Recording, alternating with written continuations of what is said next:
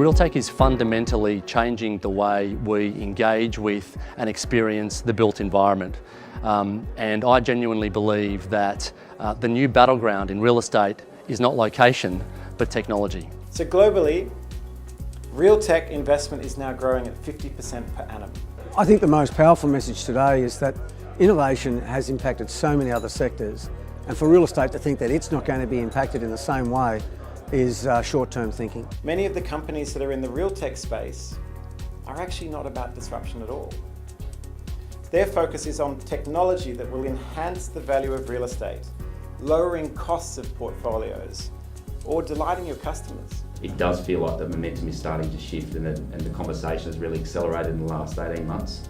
And some of the numbers you spoke about this morning with the investment into the sector, and certainly some of the things that we're looking at in terms of enhancements and innovations across our business, you can certainly see this becoming a really significant topical point. It's not about bricks and mortar, it's about the customer experience, and technology is the key. Disruption is inevitable, and there's a huge opportunity for technology, innovation to really benefit the real estate industry. I think you also have the customer at the centre of the conversation, which is your point before, and you make sure that when people are being measured and monitored, it's the voice of the customer, what the customer wants, and efficiency, and how do you deploy technology to give you a competitive advantage for your customer and from an efficiency point of view. And if they're there in addition to return on equity hurdles, it changes the conversations quite significantly. So the way I see it, real estate tech today has become a hygiene factor,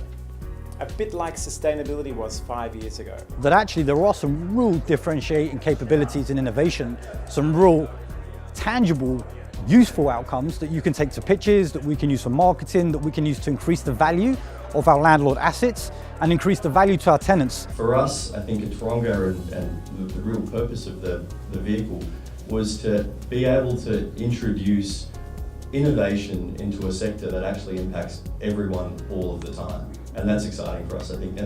And happiness is absolutely that measure, right? It's happiness, it's utility, it's quality of life. And I think it needs to be certainly driven by the top down from the boards. The boards need to be making sure that there's resource, there's budget allocation, there's there's empowerment through the senior management to implement change. If I don't make that $10 million allocation, how long will it be before my competitor is 1/10 a cent distribution better than me?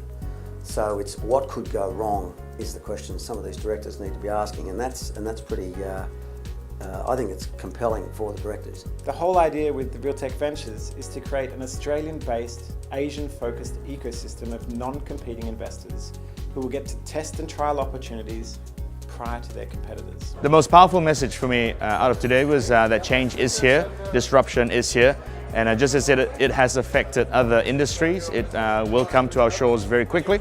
We need to be ready and can't afford to sit around and not do anything about it. So iSpeed is well on its journey to start looking at some of these things. The pace of innovation in those other industries and the resulting ubiquity of technology that we use for everything from finding a job to getting a loan to comparing insurance policies and buying a pizza, that ubiquity has heightened our expectations as consumers of every other transaction in our lives. And in particular, it's heightened our expectations of the way in which we engage with the built environment, the way we experience real estate and real estate transactions. But one thing is clear, the disruption of real estate is inevitable. And the decisions that you make today will determine whether your company will be ahead of the trend or disrupted by it.